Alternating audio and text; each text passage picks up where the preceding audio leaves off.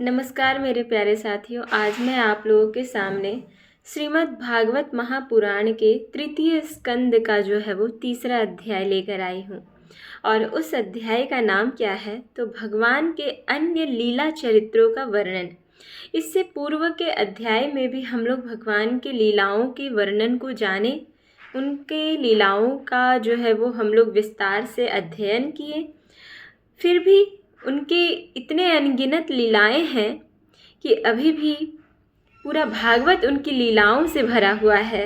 उनकी लीलाओं को आप पढ़ते रहिए, उनकी कथाओं को आप सुनते रहिए, आपकी जो है वो आस्था और बढ़ते चली जाएगी। तो चलिए हम बिना विलंब किए जो है वो अध्याय को प्रारंभ करते हैं। उद्धव जी कहते हैं, बीच में उद्धव और विदुर जी का जो है वो भेंट हुआ है, तो वो कह रहे हैं, इसके बाद श्री कृष्ण अपने माता पिता देवकी वसुदेव को सुख पहुंचाने की इच्छा से बलदेव जी के साथ मथुरा पधारे और उन्होंने शत्रु समुदाय के स्वामी कंस को ऊंचे सिंहासन से नीचे पटक कर तथा उनके प्राण लेकर उसकी लाश को बड़े जोर से पृथ्वी पर घसीटा।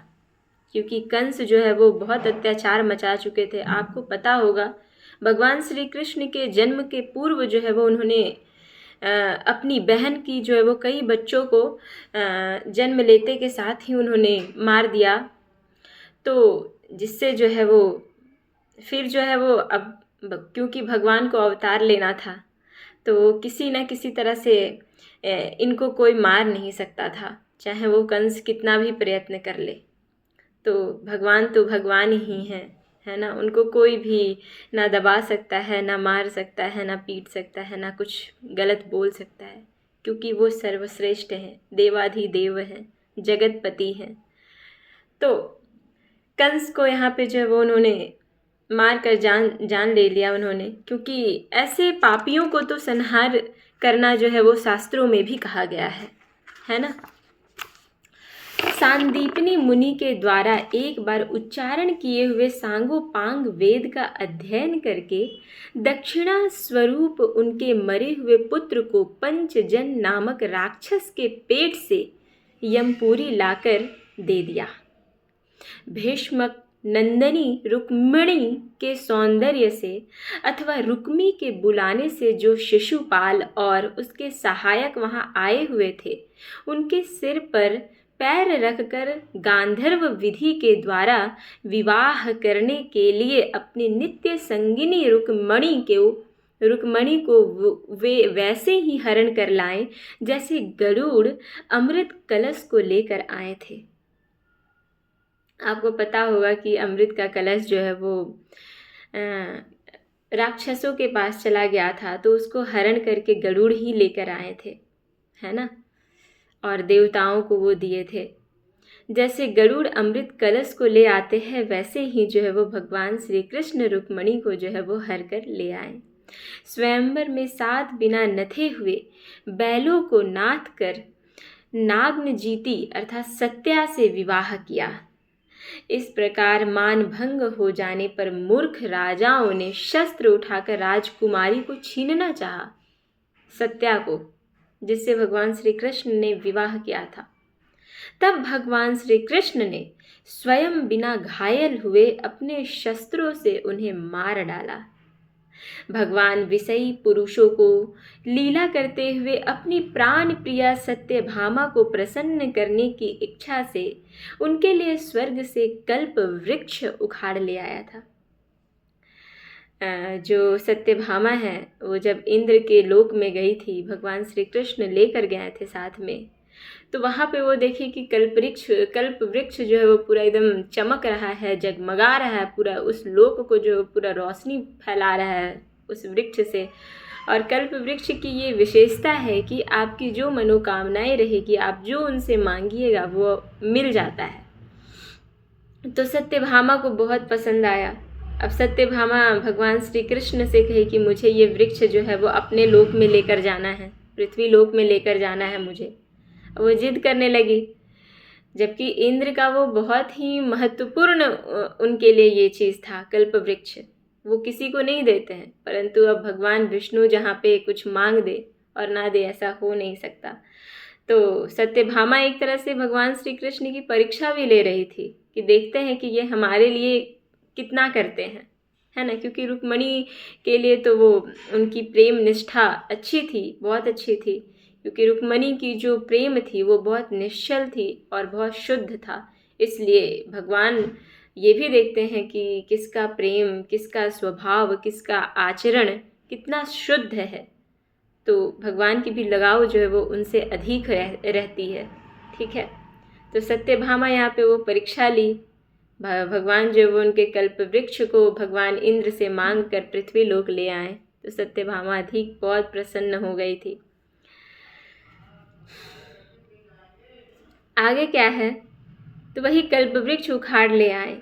उस समय इंद्र ने क्रोध से अंधे होकर अपने सैनिकों सहित उन पर आक्रमण कर दिया, और इंद्र ने आक्रमण भी कर दिया उस चीज के कारण, क्योंकि वह निश्चय ही अपनी स्त्रियों का क्रीड़ा मृग बना हुआ है। ठीक है, अपने विशाल डील डोल से आकाश को भी ढक देने वाले अपने पुत्र भौमासुर को भगवान के हाथ से मरा हुआ देखकर पृथ्वी ने जब उनसे प्रार्थना की, तब उन्होंने भौमासुर के पुत्र भगदत्त को उसका बचा हुआ राज्य देकर उसके अंतःपुर में प्रवेश किया। वहां भौमासुर द्वारा हर कर लाई हुई बहुत सी राजकन्याएं थीं। भौमासुर जो है वो बहुत सारे राजकन्याओं को हरण कर लेके आया था। वे दीन बंधु श्री कृष्ण चंद्र को देखते ही खड़ी हो गई, और सबने महान हर्ष, लज्जा एवं प्रेम पूर्ण चितवन से तत्काल ही भगवान को पति रूप में वरण कर लिया। अब आपको समझ में आया होगा कि इनकी इतनी पत्नियां क्यों हैं।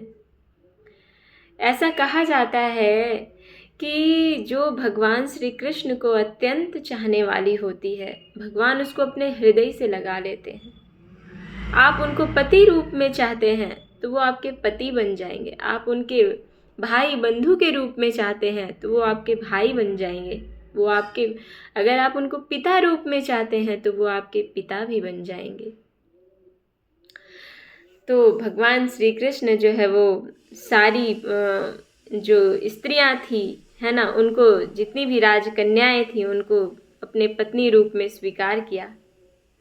तब भगवान ने अपनी निज शक्ति योग माया से उन ललनाओं के अनुरूप उतने ही रूप धारण करके उन सब का अलग अलग महलों में एक ही मुहूर्त में विधिवत पानी ग्रहण किया। वाह, क्या बात है। तो यहाँ पे जो है वो जब राजकन्याएं उनको अपने पति रूप में स्वीकार कर ली, सभी राजकन्याएं, तब उन्होंने एक ही समय में, एक ही मुहूर्त में अलग अलग महलों में, है ना, अलग अलग महलों में सब कन्याओं की जो महल थी वो अलग अलग थी, कमरा जो थी वो अलग अलग थी।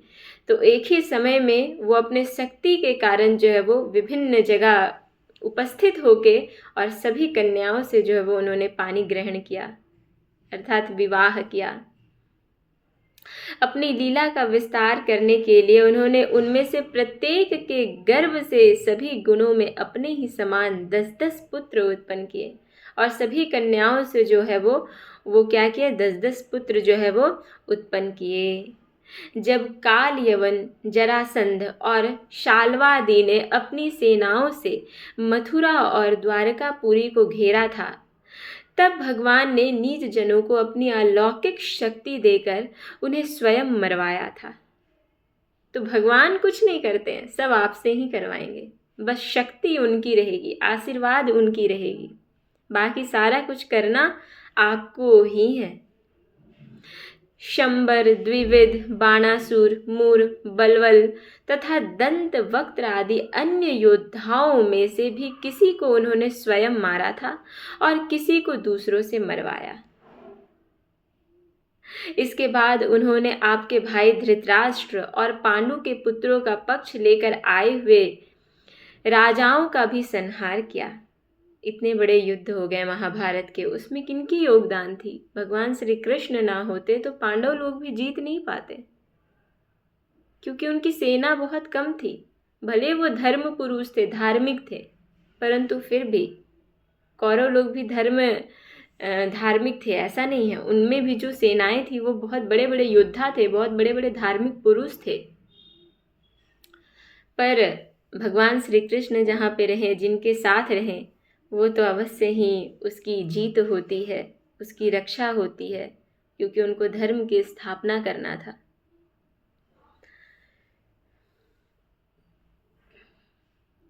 कर्ण, दुशासन और शकुनी की खोटी सलाह से जिसकी आयु और श्री दोनों नष्ट हो चुकी थी, तथा भीमसेन की गदा से जिसकी जांघ टूट चुकी थी, उस दुर्योधन को अपने साथियों के सहित पृथ्वी पर पड़ा देख कर भी उन्हें प्रसन्नता ना हुई।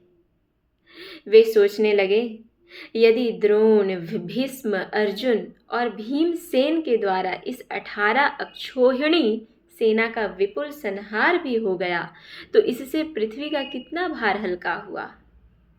अभी तो मेरे अंश रूप प्रद्युम्न आदि के बल से बढ़े हुए यादवों का दुस्सह दल बना ही हुआ है।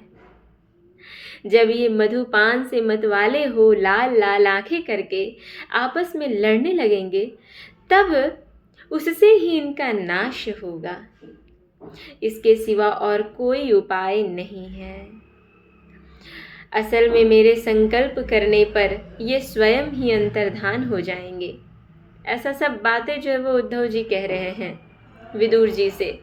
यूँ सोचकर भगवान ने युधिष्ठिर को अपनी पैतृक राजगद्दी पर बैठाया और अपने सभी सगे संबंधियों को सत्पुरुषों का मार्ग दिखाकर आनंदित किया। उत्तरा के उदर में जो अभिमन्यु ने पुरुवंश का बीज स्थापित किया था, वह भी अश्वत्थामा के ब्रह्मास्त्र से नष्ट हो चुका था, किंतु भगवान ने उसे बचा लिया। भगवान ने जो है वो अपनी शक्ति से उसे जो है वो शक्ति से जो है वो गर्भ में जो पल रहा बच्चा था, उत्तरा के गर्भ में, उसको बचा लिया। नहीं तो वो क्या था, अगर वो नहीं बचाते तो वो मरा हुआ ही था। ठीक है। उन्होंने धर्मराज युधिष्ठिर से 3 अश्वमेध यज्ञ करवाए और वे भी श्री कृष्ण के अनुगामी होकर अपने छोटे भाइयों की सहायता से पृथ्वी की रक्षा करते हुए बड़े आनंद से रहने लगे। कौन? युधिष्ठिर।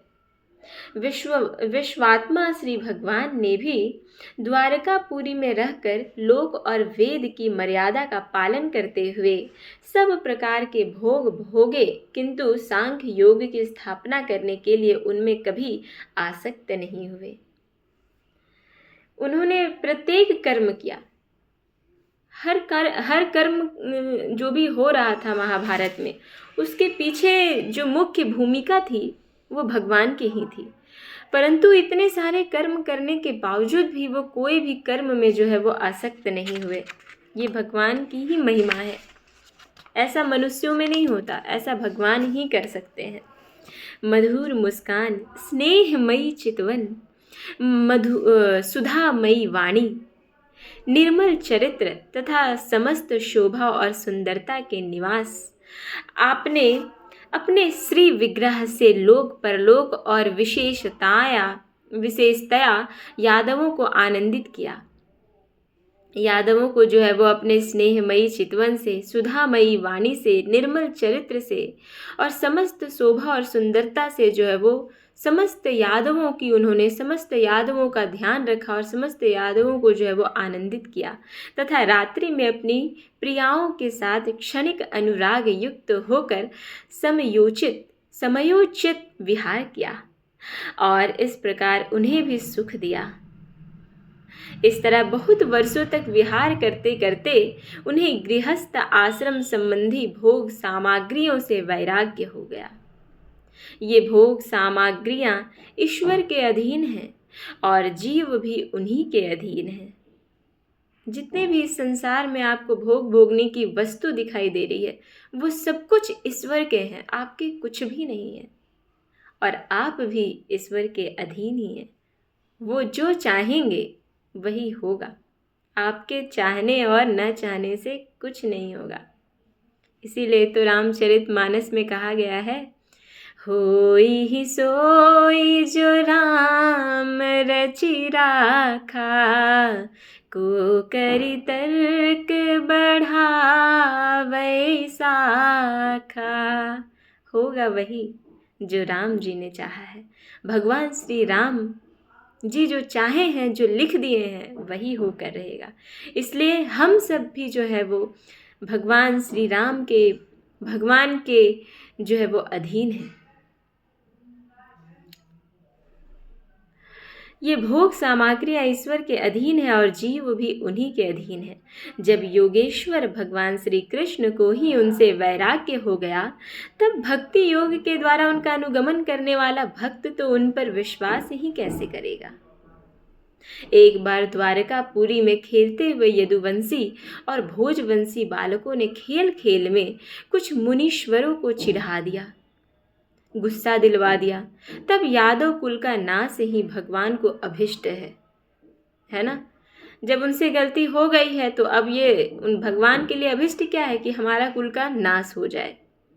यह समझकर उन ऋषियों ने बालकों को शाप दे दिया। इसके कुछ ही महीने बाद भावी वश वृष्णि, भोज और अंधक वंशी यादव बड़े हर्ष से रथों पर चढ़कर प्रभास क्षेत्र को गए। वहां स्नान करके उन्होंने उस तीर्थ के जल से पितर, देवता और ऋषियों का तर्पण किया तथा ब्राह्मणों को श्रेष्ठ गौएं दी। उन्होंने सोना, चांदी, शैया, वस्त्र, मृगचर्म, कंबल, पालकी, रथ, हाथी, कन्याएं और ऐसी भूमि जिससे जीविका चल सके तथा नाना प्रकार के सरस अन्न भी भगवत अर्पण करके ब्राह्मणों को दिए। कौन? भगवान। ठीक है, क्योंकि उनसे क्या हो गई, खेल खेल में ही जो है वो ऋषियों के प्रति कुछ उन्होंने कह दिया, कुछ चिढ़ा दिया ऋषियों को, जिससे वो समझे कि अब हमारा नाश हो जाएगा, वही उसी में अभिष्ट है हमारे लिए। तो उन्होंने सोचा कि अब हमारी वो समय यहाँ से जाने की बहुत करीब है, इसलिए जो है सो अब हम नदी में जाके अपने पितरों का तर्पण कराते हैं, ब्राह्मणों को दान दे आते हैं। ये सारा काम जो है वो भगवान कर रहे हैं।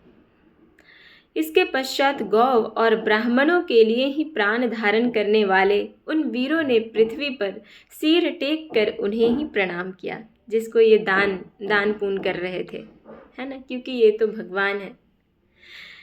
ये अध्याय जो है वो यहीं पे समाप्त होता है मेरे प्यारे मित्रों। बहुत छोटा अध्याय था, मुझे लगा कि और भी विषय होंगे इसमें। मेरी जो है वो मन यहाँ से हट नहीं रही है, क्योंकि मैं ये सोची कि विषय और भी आगे जाएगा, पर ये अध्याय यहीं पे समाप्त हो गया।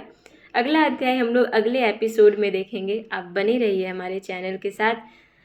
अंत में यहाँ लिखा है, इति श्रीमद्भागवते महापुराणे पारमहंस्याम संहितायाम तृतीय स्कंधे विदुरोद्धव संवादे तृतीयोऽध्यायः समाप्तः। नमो नमः। नमः संस्कृताय। ओम नमो भगवते वासुदेवाय नमः। नमो नमः। पुनः मिलते हैं हम लोग।